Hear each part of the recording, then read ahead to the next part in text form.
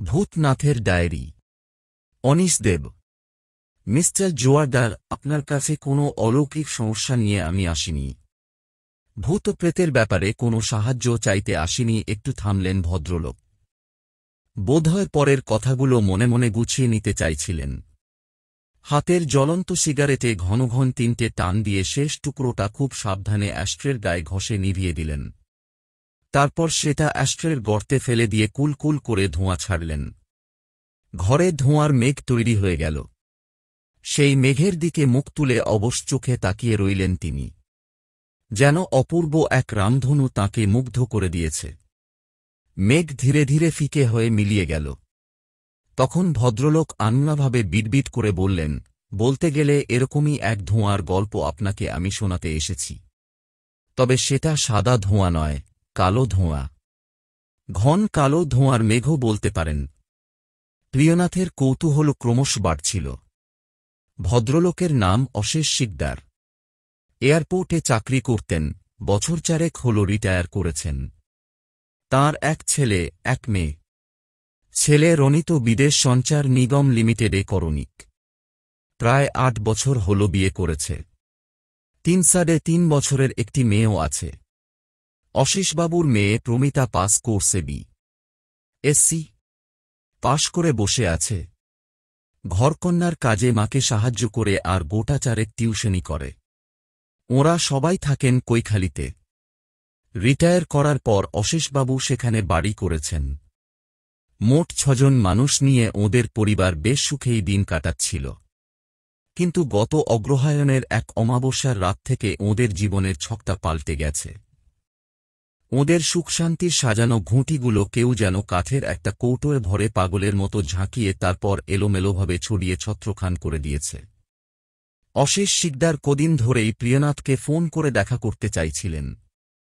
কিন্তু ওঁর কথাবার্তার ধরন খুব স্বাভাবিক মনে না হওয়ায় প্রিয়নাথ দেখা করতে চাননি, বরং এড়িয়ে যেতে চেয়েছেন। কিন্তু একদিন ভদ্রলোক টেলিফোনে এমন একটা কথা বললেন যে প্রিয়নাথ কৌতূহলী হয়ে উঠলেন। সেই কথাগুলো এই মুহূর্তেও প্রিয়নাথের কানে অস্পষ্ট প্রতিধ্বনি তুলছিল। অশেষবাবু আহত গলায় বলেছিলেন, প্রিয়নাথবাবু, বুঝতে পারছি আপনি আমাকে এড়িয়ে যেতে চাইছেন। কারণ আমার কথাবার্তা বোধহয় খুব একটা নরমাল নয়। আপনাকে একটা কথা বলতে পারি, আমি পাগল নই। কিন্তু আমার জীবনে যে ঝড় বয়ে গেছে তাতে যে কোনো মানুষই পাগল হয়ে যেত। আমি যে কেন হইনি সেটাই আশ্চর্যের বিষণ্ণ হাসি হেসেছিলেন ভদ্রলোক। তারপর, বোধহয় আপনাকে সেই ঘটনাগুলো বলার জন্যেই আমি এখনও সুস্থ অবস্থায় বেঁচে রয়েছি। নইলে বহুদিন আগেই তো আমার শেষ হয়ে যাওয়ার কথা। যাই হোক, এটুকু আপনাকে হলফ করে বলতে পারি, এরকম বিচিত্র ঘটনা আপনি জীবনে কখনো শোনেননি। সেই বিচিত্র ঘটনা শোনার জন্যই প্রিয়নাথ শেষ পর্যন্ত ওঁর সঙ্গে দেখা করতে রাজি হয়েছিলেন এবং শুক্রবার সন্ধ্যায় ওঁকে বাড়িতে আসতে অনুরোধ করেছেন। অশেষ শিকদার যখন এসে হাজির হলেন তখন 6:15 মতন হবে। ভূতনাথ ওঁর জন্য অপেক্ষা করছিলেন। আজ একটু আগেভাগেই সন্ধেবেলার পুজো আর্চার কাজ সেরে নিয়েছিলেন। তারপর অগোছালো বসবার ঘরটাকে একটু আধটু ঠিকঠাক করে নেওয়ার চেষ্টা করেছেন। মেঝেতে ঢলে পড়া বইপত্র আর ম্যাগাজিনগুলো যতটা সম্ভব থাকে সাজিয়ে নিয়েছেন। ব্যাচিলারদের ঘরের একটা বিশেষ চরিত্র থাকে। সেটা অনেকটা যেন ছন্নছাড়া স্বাধীনতার ছাপ। আর যারা সংসারী, তাদের সংসার পরিপাটি সাজানো গোছানো হলেও কোথায় যেন একটা পরাধীনতার রেশ থেকে যায়। অন্তত প্রিয়নাথ তাই মনে করেন। তাই নিজের ঘরটাকে তিনি কখনো খুব ছিমছাম করে সাজান না, পাছে তার মধ্যে পরাধীনতার ভেজাল ঢুকে পড়ে। অশেষবাবু এসে প্রথমেই নিজের পরিচয় দিয়েছেন, তারপর বংশলতিকার অল্পবিস্তর বিবরণ দিয়েছেন। প্রিয়নাথ তাতে বিরক্ত হননি। কারণ আসল রসের সন্ধান পেতে হলে অনেকটা নিরস পথ পেরোতে হয়, প্রিয়নাথের অভিজ্ঞতা অন্তত তাই বলে। সুতরাং তিনি শুধু ধৈর্য ধরে অপেক্ষা করছিলেন। অশেষবাবুকে একটানা কথা বলার সুযোগ দিচ্ছিলেন। আর মানুষটাকে খুঁটিয়ে দেখছিলেন। চেহারা রোগার দিকে হলেও স্বাস্থ্য খারাপ নয়। গায়ের রং ময়লা, গাল সামান্য বসা, কাঁচা পাকা সরু গোঁফ, মাথার চুল ছোট ছোট করে ছাঁটা আর তার বেশিরভাগটাই সাদা। কপালে একটা শিরা উঁচু হয়ে রয়েছে। ওপর দেখে ব্লাড সুগারের রুগী বলে মনে হয়। তবে সবচেয়ে লক্ষ্য করার মতো জিনিস হল চশমার কাচের আড়ালে ওর চোখ দুটো। সরু লম্বাটে মুখে অস্বাভাবিক বড় দুটো চোখ যেন ভীষণ রকম বেমানান। তার ওপর ভয়ে কিংবা কৌতূহলে চোখের মণি দুটো সবসময়ই অস্থিরভাবে এদিক ওদিক নড়েচড়ে বেড়াচ্ছে। আবার হঠাৎ করেই কোনো কিছুর দিকে শূন্য চোখে তাকিয়ে কিছুক্ষণের জন্য নিশ্চল হয়ে যাচ্ছে। ছোট করে বারতিনেক কাশলেন অশেষবাবু। তারপর বলতে শুরু করলেন ওর বিচিত্র কাহিনী। আমার বাড়িটা কৈখালির 10 দ্রোণ এলাকায়। 2 কাঠা জমির ওপরে ছোট্ট একতলা বাড়ি।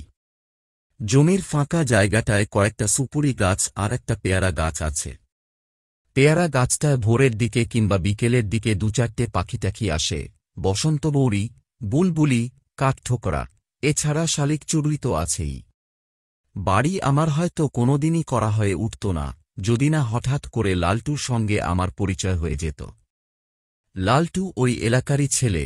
ত্রিবেণী এন্টারপ্রাইজ নামে ওর একটা কোম্পানি আছে, কনস্ট্রাকশনের কাজ করে।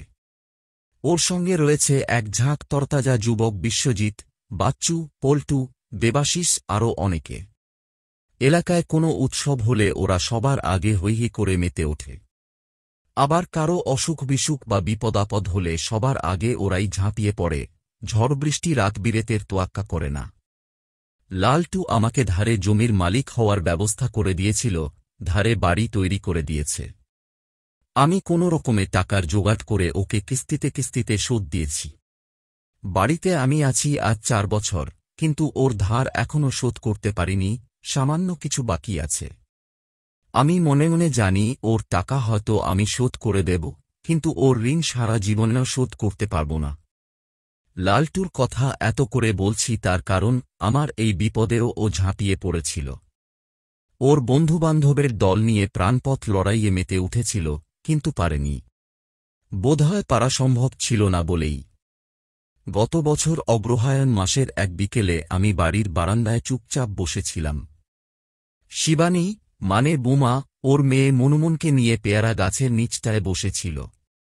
আমার স্ত্রী বনানী বাড়ির ভেতরে টুকিটাকি কাজ সারছিল। ছেলে রুনু তখনও অফিস থেকে ফেরেনি। সাধারণত ও 7টা নাগাদ ফেরে। আর প্রমি বাড়ি ছিল না, টিউশনিতে গিয়েছিল। পাখি দেখাটা আমার শখ, তাই পেয়ারা গাছটার ডালপালার দিকে তাকিয়েছিলাম। দুটো বুলবুলি সেখানে খেলা করছিল। সূর্য একটু আগে ডুবে গেছে। সময়টা গোধূলি মতন। শীতের বাতাস সবে হামাগুড়ি দেওয়া শুরু করেছে। তাছাড়া আমার বাড়ির দক্ষিণ পশ্চিম দিক ঘেঁষে একটা বড় পুকুর আছে। সন্ধ্যের পর সেদিক থেকে ঠান্ডা বাতাস ভেসে আসে। সেদিন বাতাসটা একটু যেন বেশি ঠান্ডা ছিল।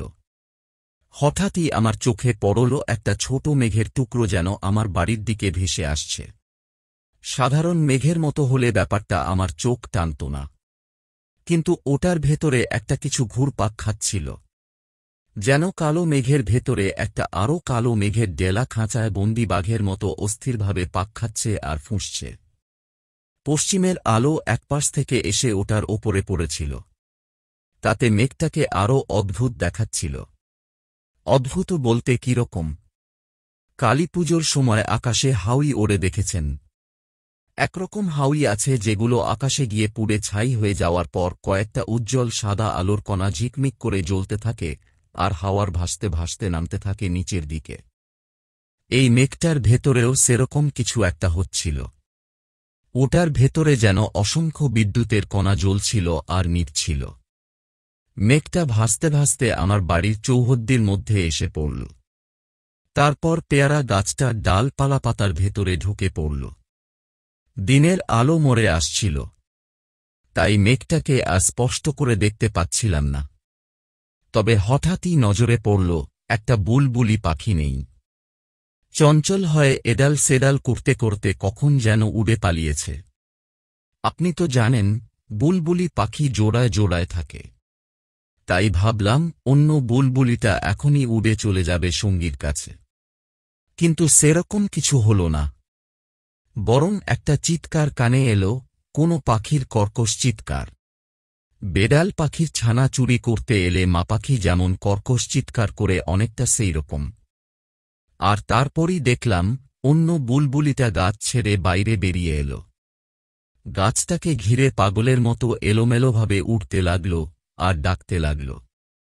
সে ডাক আমি চিনি, কারণ আমি খুব খুঁটিয়ে পাখি দেখি, পাখির আচার আচরণ লক্ষ্য করি।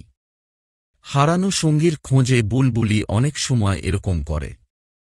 শিবানী মনুমনকে নিয়ে বাড়ির দিকে চলে আসছিল আর মুখ তুলে বুলবুলিটার অদ্ভুত আচরণ দেখছিল। বাড়িতে ঢোকার সময় শিবানী আমাকে বলল, দেখেছেন বাবা, পাখিটা কেমন করছে? আমি ছোট্ট করে হুঁ বললাম। ওরা ভেতরে চলে যাওয়ার একটু পরেই পাখিটা উড়ে কোথায় চলে গেল। অন্ধকার ঘন হয়ে আসায় কালো ধোঁয়ার মেঘটাকেও আর ঠাহর করতে পারলাম না। দার্জিলিংয়ে বেড়াতে গিয়ে এরকম ভেসে থাকা ছোট ছোট মেঘের টুকরো দেখেছি। অবশ্য ওগুলো মেঘ নয়, কুয়াশা। গায়ের ওপর দিয়ে চলে গেলে কেমন স্যাঁতস্যাঁতে ভাব টের পাওয়া যায়, সেই সঙ্গে একটু বাড়তি শীত।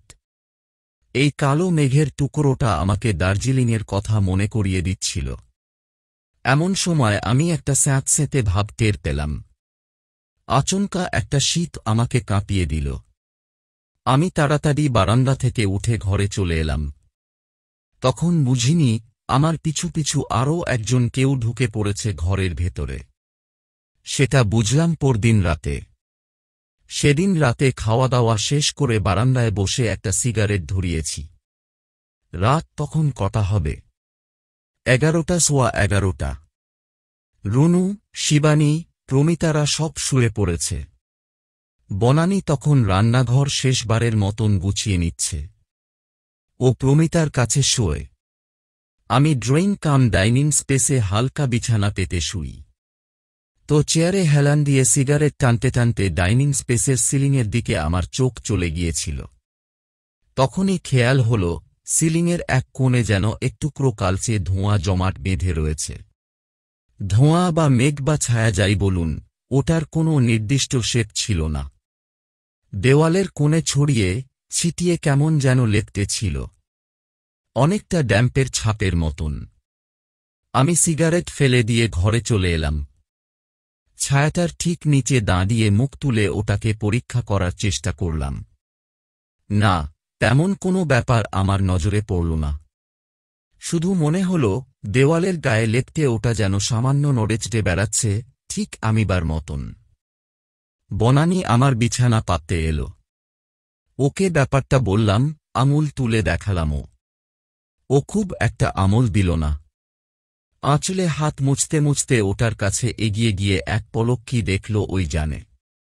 তারপর বলল, ও কিছু নয়, ঝুলের দাগ পড়েছে।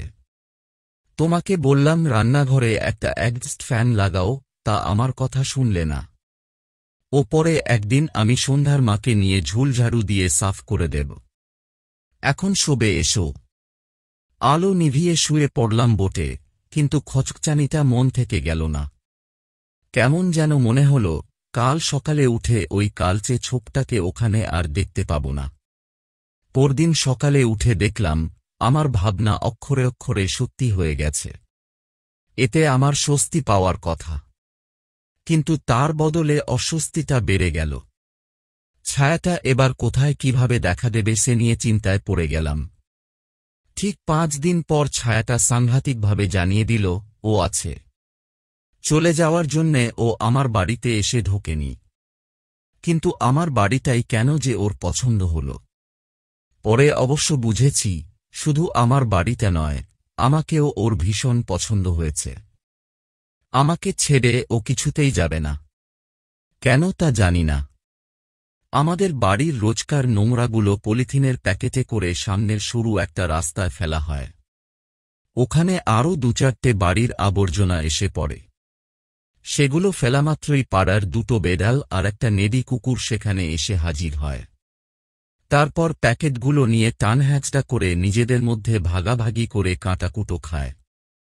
হঠাৎ লক্ষ্য করলাম আবর্জনা প্যাকেটগুলো জায়গা মতো আর পড়ছে না।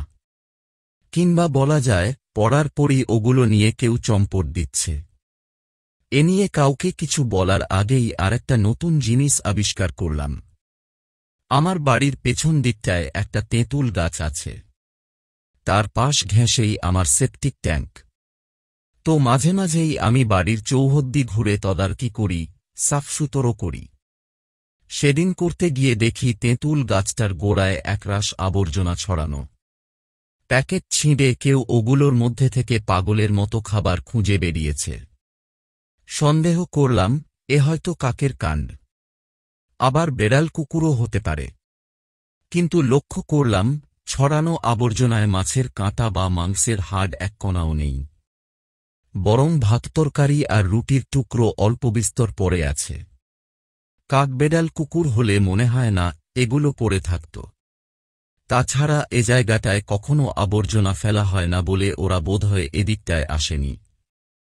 ব্যাপারটা নিয়ে সামান্য দুশ্চিন্তা যে হয়নি তা নয়, তবে খুব বেশি আমল দিইনি। এর দিন তিনেক পরে ঘটে গেল সেই অদ্ভুত ঘটনা। সেদিন রাত ৮টা নাগাদ লালটু ওর বন্ধু দেবাশিসকে নিয়ে এলো আমার বাড়িতে। আমি আসতে বলেছিলাম ১০০০ টাকা শোধ করব বলে। আমরা তিনজনে ড্রয়িং কাম ডাইনিংয়ে বসে চা বিস্কুট খাচ্ছি। মুনমুন হঠাৎ আমার কাছে এলো। ওর পেছন পেছন ঢুকে পড়ল একটা বেড়ালছানা। ধবধবে সাদা এই ছোট্ট বেড়ালটা দিন ২০-২৫ ধরে আমাদের সঙ্গী হয়েছে। মুনমুন ওকে শুধু খাওয়াতে চায়। বেড়ালছানা ঘাঁটে বলে বোমা মাঝে মাঝেই ওকে বকুনি লাগায়। মুনমুন আমার কাছে এসেই দাদান ম্যাওকে খেতে দাও বলে সামনের প্লেট থেকে থাবা দিয়ে একটা বিস্কুট তুলে নিল। বেড়ালছানাটা তখন লালটু আর দেবাশিসের প্লাস্টিকের চেয়ার ঘিরে লাফাচ্ছে, ছুটোছুটি করছে। লালটু মুনমুনকে কোলে নেওয়ার জন্যে হাত বাড়িয়ে কাছে ডাকছিল। মুনমুন পাকা বুড়ির মতো হাত তুলে ওকে অপেক্ষা করতে ইশারা করে বলল, আগে ম্যাওকে খেতে দিই। ঠিক তখনই শিবানী মেয়েকে ডাকতে ডাকতে ঘরে এসে ঢুকল। আমি চোখের কোণ দিয়ে একটা নড়াচড়া লক্ষ্য করলাম। সেদিকে মুখ ফিরিয়ে দেখি টিভির টেবিলের নিচের অন্ধকার থেকে একটা অন্ধকার ছায়া গড়িয়ে আসছে আমাদের দিকে। মেঝেতে যেভাবে জল গড়ায় ঠিক সেইভাবে তরল কালো মেঘটা মোজাইক করা মেঝের ওপর দিয়ে নিঃশব্দে গড়িয়ে আসতে লাগল। লালটুদের আমি ওই ছায়া বা মেঘের ব্যাপারটা বলিনি, কারণ বললেও হয়তো ওরা বিশ্বাস করত না। কিন্তু এখন এই মুহূর্তে ওটা এভাবে দেখা দেবে আমি ভাবিনি। কথা বলতে বলতে আমি অন্যমনস্ক হয়ে পড়েছিলাম। লালটু সেটা লক্ষ্য করে জিজ্ঞেস করল, কি হল অশেষদা? আমি কোনো শব্দ না করে আঙুল তুলে ইশারা করলাম কালো ছায়াটার দিকে। লালটু আর দেবাশিস সেদিকে তাকাল, কিন্তু ঠিকমতো কিছু ঠাহর করতে পারল না। লালটু শুধু বলল, আপনার মোজাইকটা ওই জায়গায় কেমন কালচে হয়ে গেছে। আর ঠিক তখনই খেলতে খেলতে বেড়ালছানাটা ওই কালো ছায়াটার ওপর লাফিয়ে পড়ল। একটা কালো চাদর হঠাৎ করে গায়ে জড়িয়ে নেওয়ার মতো অন্ধকার ছায়াটা বেড়ালছানাটাকে চোখের পলকে সাপটে নিল। শিবানী ভয়ে চিৎকার করে উঠল। দেবাশিসের হাত থেকে চায়ের কাপ ছিটকে পড়ল মেঝেতে।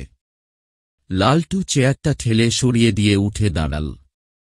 ওর চোখ এপাশোপাশ তাকিয়ে যেকোনো ধরনের একটা হাতিয়ার খুঁজছিল। আর আমি ভয়ে ঠকঠক করে কাঁপতে লাগলাম, কারণ বেড়ালছানাটাকে আর দেখা যাচ্ছিল না। তবে ওর ওয়া ওয়া মরণচিৎকার আমাদের সকলের কানে তালা লাগিয়ে দিচ্ছিল। আমার বুলবুলি পাখিটার কথা মনে পড়ে গেল। পাখিটার উধাও হওয়ার রহস্য সেদিন আমি বুঝতে পারিনি। আজ এই মুহূর্তে হাড়ে হাড়ে বুঝতে পারছিলাম। শুধু এই ভয়ঙ্কর সত্যিটুকু ছাড়া আর কিছুই আমি বুঝতে পারছিলাম না। আমার মাথা কাজ করছিল না। রেললাইন দিয়ে মেল ট্রেন ছুটে গেলে লাইনের দুধারের বাড়ির জানলা দরজা যেরকম খটাখট করে কেঁপে ওঠে, আমার হাত পা ঠিক সেই রকম কাঁপছিল। তবে পা দুটো মেঝেতে অসাড় হয়ে গেঁথে গিয়েছিল। আর শিবানীকে কিছু একটা বলতে চেয়ে আমি উদভ্রান্ত হাত দুটো শূন্যে উঁচিয়ে নাড়তে চেষ্টা করছিলাম। শিবানীর ভয়ানক চিৎকার শুনে রুনু, প্রমি আর বনানী ছুটে এসেছিল এ ঘরে। কিন্তু তখন মেঝের ওপরে শুধু একটা কালো ধোঁয়ার তাল পাক খাচ্ছে। লালটু কোনোরকম হাতিয়ার খুঁজে না পেয়ে ধোঁয়ার তালটার ওপরে ঝাঁপিয়ে পড়ল। দেবাশিস লালটু লালটু সরে আয় বলে ওকে হাত বাড়িয়ে থামাতে চেষ্টা করেছিল। খামচে ধরেছিল লালটুর জামা, কিন্তু ততক্ষণে দেরি হয়ে গেছে। লালটুর জামার খানিকটা অংশ ছিঁড়ে রয়ে গেল দেবাশিসের হাতে, আর লালটুর শক্তপোক্ত দেহটা মেঝেতে আছড়ে পড়ার শব্দ হল। ও যন্ত্রণায় শব্দ করে উঠল। দেবাশিস আর রনিত লালটুকে ধরে তুলল। ততক্ষণে ছায়াটা ফিকে হয়ে গিয়ে কোথায় যেন মিলিয়ে গেছে। আমরা অতগুলো মানুষ কিছুই করতে পারলাম না। বেড়ালছানাটার চিৎকার কমজোরি হতে হতে হঠাৎই থেমে গেল। ওটার শরীরের এক কোণাও আর চোখে দেখতে পেলাম না। ঘরটা মুহূর্তের মধ্যে শ্মশানের মতো চুপচাপ হয়ে গেল। শুধু মায়ের শাড়িতে মুখ গুঁজে মুনমুন ফুঁপিয়ে ফুঁপিয়ে কাঁদছিল। অনেকক্ষণ পর রনিত আমার কাছে এসে দাঁড়াল। প্রায় ফিসফিসে গলায় জিজ্ঞেস করল, কি ব্যাপার বাবা, এসব কি হল? আমি বড়বড় শ্বাস টেনে হাঁফাচ্ছিলাম। এপাশোপাশ মাথা নেড়ে বললাম, জানি না। বনানী আমাকে এক গ্লাস জল এনে দিল। লালটু আর দেবাশিস আমাকে ঘিরে একরাশ উদ্বেগ নিয়ে দাঁড়িয়ে রইল। শিবানী মুনমুনকে কোলে তুলে নিল। নিজেকে একটু সামলে নেওয়ার পর ওদের ছায়ার ব্যাপারটা বললাম। প্রথম দিনের সেই বুলবুলি পাখির ঘটনা, তারপর আবর্জনা থেকে মাছের কাঁটা, মাংসের হাড় উধাও হওয়ার ব্যাপার, আর বললাম বাড়ির আনাচে কানাচে ওটার ঘাপটি মেরে বসে থাকার কথা। ওরা সবাই শুনল, কিন্তু তক্ষুনি কেউ কোনো কথা বলতে পারল না। কিছুক্ষণ পর লালটু বলল, অশিসদা, আপনি বিপত্তারিণীর পুজো দিন। আমি আর বনানী ধর্মভীরু মানুষ, দেবদ্বীজে যথেষ্টই ভক্তি আছে, তাই লালটুর প্রস্তাবে সায় দিলাম। দেবাশিস বলল, অশিসদা, দিনের বেলায় ছায়াটাকে একবার খুঁজে দেখলে হয় না? কেন, খুঁজে পেলে কি করবি? লালটু জানতে চাইল। দেবাশিস মাথা খাটাতে বেশি ভালোবাসে, ভেবেচিন্তে ধীরে ধীরে কথা বলে, আর লালটু মাথাও খাটায়, সেই সঙ্গে শরীরও। ও সবসময়ই কিছু একটা করার জন্যে এক পায়ে খাড়া। কিছুক্ষণ চিন্তা করে দেবাশিস বলল, খুঁজে পেলে ওটার ওপরে পেট্রোল ঢেলে আগুন জ্বালিয়ে দেব। আমি মনে মনে ভাবছিলাম, যাকে ধরা ছোঁয়া যায় না, তাকে কি আগুনে পোড়ানো যায়? লালটু বলল, পেট্রোল ঢেলে কিছু করা যাবে কি না জানি না, তবে খুঁজে দেখা যেতে পারে। দেবাশিস জিজ্ঞেস করল, অশিসদা, কালো মেঘটা ঠিক কোন দিক থেকে ভেসে এসেছিল বলতে পারেন? পুকুরের দিক থেকে। কিছুক্ষণ সবাই চুপচাপ থাকার পর লালটু বিড়বিড় করে বলল, ওদিকটায় প্রায় মাইল দেড়েক দূরে একটা কবরখানা আছে। এই ধোঁয়ার সঙ্গে লড়াই করে কিছু করা যাবে না। অশিসদা, আপনি বিপত্তারিণীর পুজো করুন, তারপর দেখুন কি হয়। আরও খানিকক্ষণ জল্পনা কল্পনার পর লালটুরা চলে গেল। যাওয়ার আগে বলে গেল, কাল দুপুরে দল বেঁধে ওরা ছায়াটাকে খুঁজতে আসবে। সেরাতে আমি আর ঘুমোতে পারলাম না। কানের কাছে শুধু বেড়ালছানাটার ওঁয়া ওঁয়া চিৎকার শুনতে পাচ্ছিলাম। তবে বেড়ালছানাটার বদলে ওটা মুনমুনের কান্নাও হতে পারত।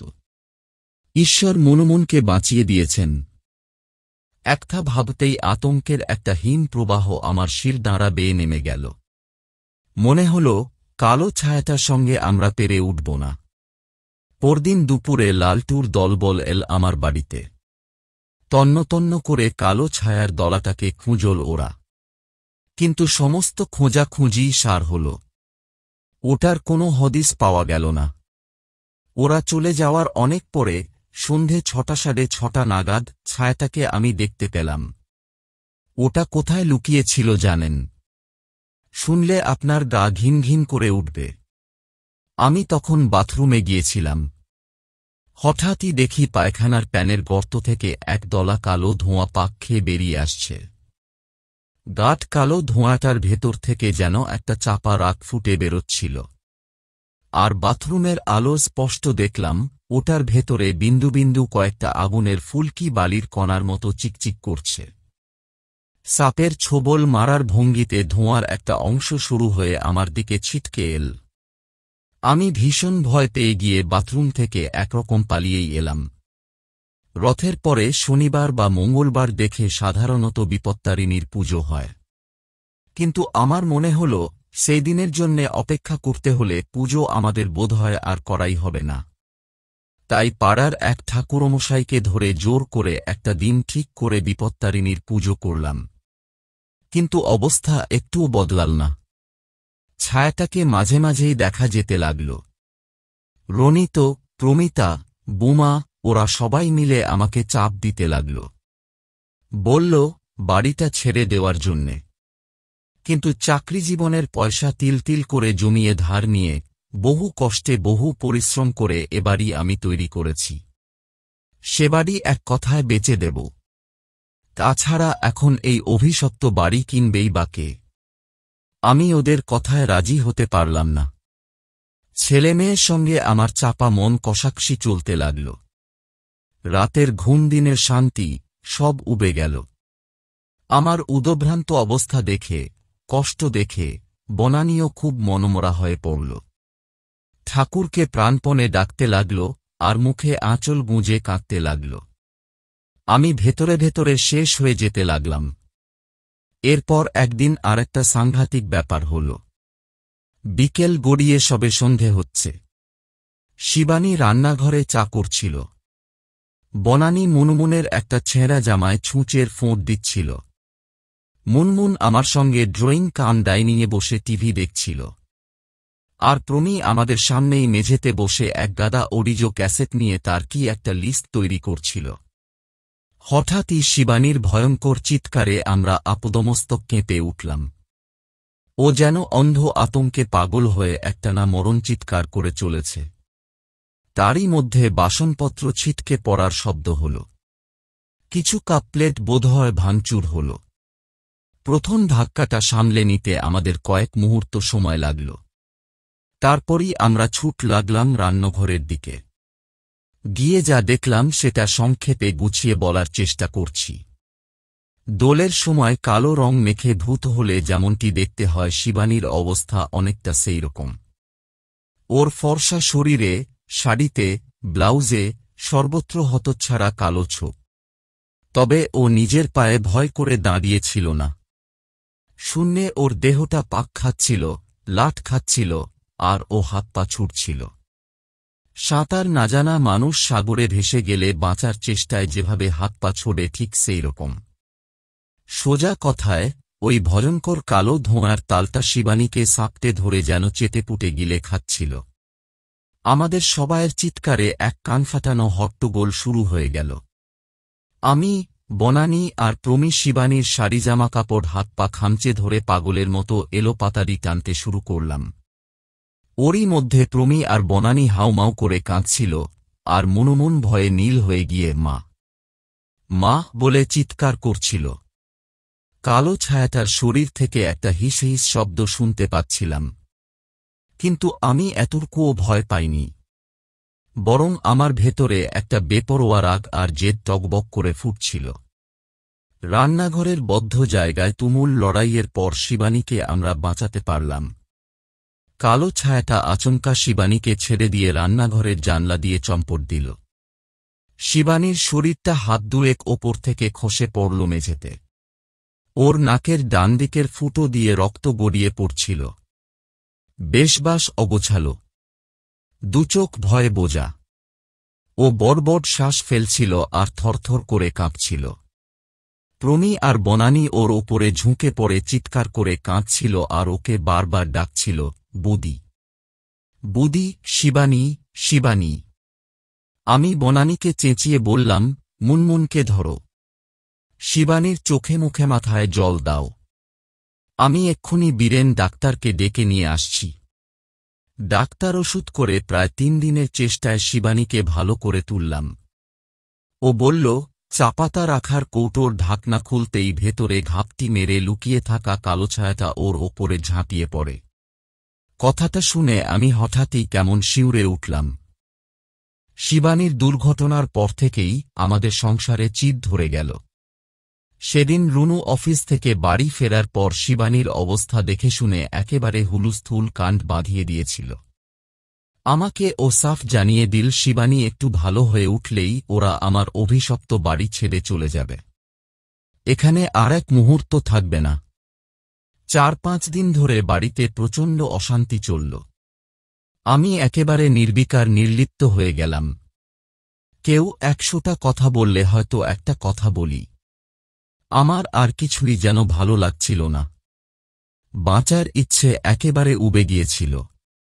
একদিন সকালবেলা রনিত ওর বউ আর মেয়েকে নিয়ে আমার সামনে এসে দাঁড়াল। আমি খবরের কাগজ পড়ছিলাম, মুখ তুলে তাকালাম।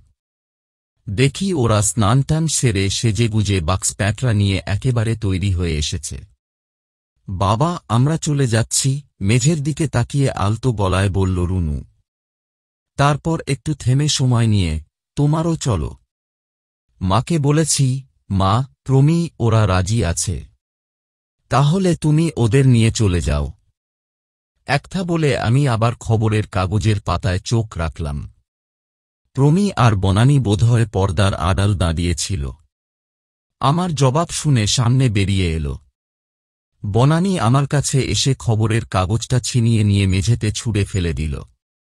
আমার হাত দুটো চেপে ধরে কান্না ভাঙা গলায় মিনতি করে বলল, তুমি কেন ছেলেমানুষের মতো জেদ করছ? এ বাড়িতে থাকলে আমরা সবাই শেষ হয়ে যাব। ওই শয়তান ছায়ার সঙ্গে লড়ে আমরা কেউ পারব না। তোমাকে কত করে বোঝাচ্ছি, তুমি কি কিছুতেই নিজের ভালো বুঝবে না? আমি পাথরের মতো বসে রইলাম।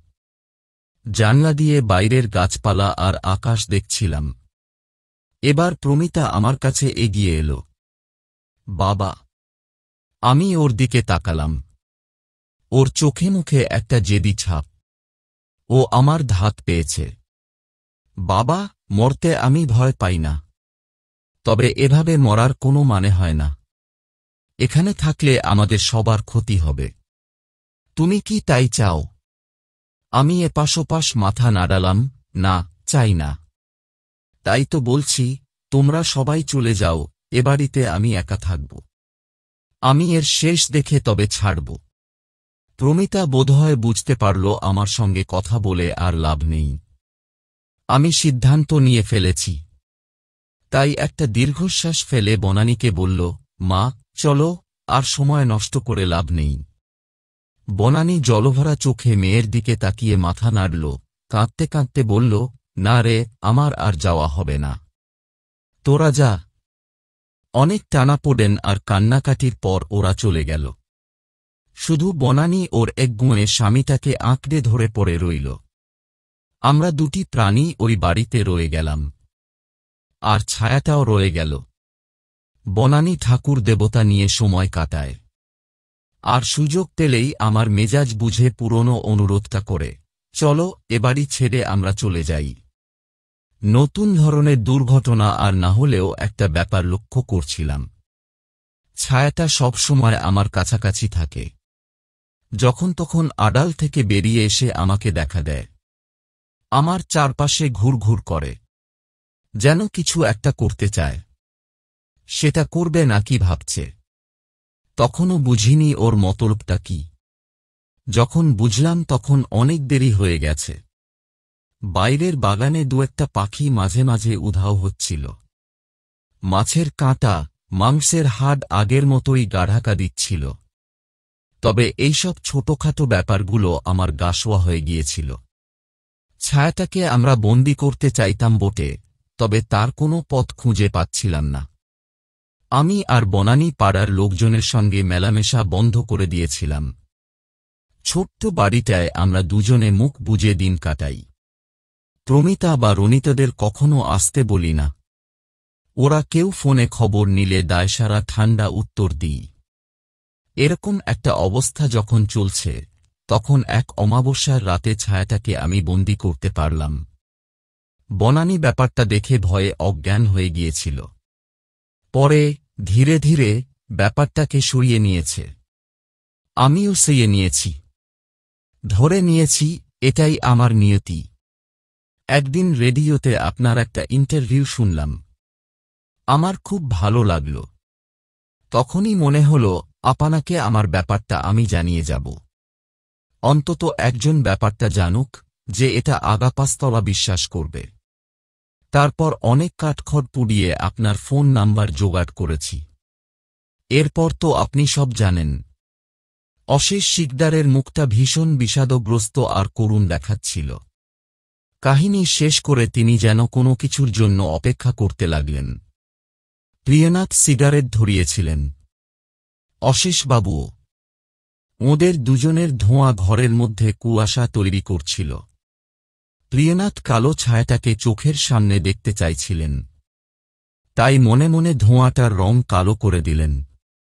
তারপর জিজ্ঞেস করলেন, শেষের ব্যাপারটা তো আপনি ঠিক খুলে বললেন না। ছায়াটাকে কি করে আপনি বন্দী করলেন? অশেষ শিকদার মলিনভাবে হাসলেন। হাতের সিগারেটটা নিভিয়ে অ্যাশট্রেতে ফেলে দিলেন। তারপর আস্তে আস্তে বললেন, ছায়াটাকে আমি ঠিক বন্দী করিনি। বরং বলতে পারেন ওটা নিজেই ধরা দিয়েছিল। কথা বলতে বলতে চোখের চশমাটা খুললেন অশেষবাবু, টেবিলে নামিয়ে রাখলেন।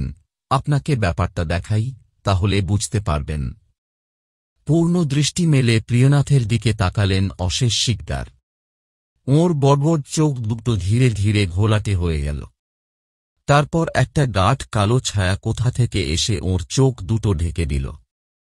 অবাক হয়ে প্রিয়নাথ দেখলেন, একটা মানুষ, অথবা মানুষের ধ্বংসস্তূপ, কুচকুচে কালো রঙের দুটো আয়ত চোখ মেলে তাঁর দিকে তাকিয়ে আছে। সে চোখের সবটাই চোখের মণি, সাদার ছিটে ফোঁটাও কোথাও নেই। প্রিয়নাথ ভেতরে ভেতরে কেঁপে উঠলেন। অশেষবাবু এবার হাঁ করলেন। সঙ্গে সঙ্গে জমাট কালো ধোঁয়া ওর মুখের গহ্বর থেকে পাক খেয়ে বাইরে বেরিয়ে আসতে লাগল। সেই ধোঁয়ার ভেতরে বালির কণার মতো চিকচিক করছে কয়েকটা সাদা আলোর ফুলকি। বুঝতেই তো পারছেন। শেষ পর্যন্ত আমার শরীরের ভেতরে আস্তানা গেড়েছে ওই কালো ছায়াটা। আমাকে ছেড়ে ও কিছুতেই কোথাও যাবে না। হয়তো এভাবেই তিলতিল করে আমাকে শেষ করবে। অশেষবাবু কপাল চাপড়ে কাঁদতে শুরু করলেন। কান্না জড়ানো গলায় বললেন, আপনার কাছে কোনো সাহায্য আমি চাইতে আসিনি, মিস্টার জোয়ারদার। আমার অবস্থা এখন সব সাহায্যের বাইরে চলে গেছে। শুধু আমার বিচিত্র অভিজ্ঞতার কথা আপনাকে শোনাতে এসেছিলাম। আমি হলফ করে বলতে পারি, এরকম ঘটনার কথা আপনি কখনো শোনেননি, দেখেননি। অশেষবাবুর কথার তালে তালে ওর মুখ থেকে কালো ধোঁয়ার ঝলক বেরিয়ে আসছিল। কালো ধোঁয়ার প্রকাণ্ড বেলুনটা তখন প্রিয়নাথের মাথার ওপরে ভাসছিল, দুলছিল। অশেষ শিকদার কালো চোখ মেলে সেই বেলুনটাকে দেখছিলেন। প্রিয়নাথ জোয়ারদার জীবনে এই প্রথম ভয় পেলেন।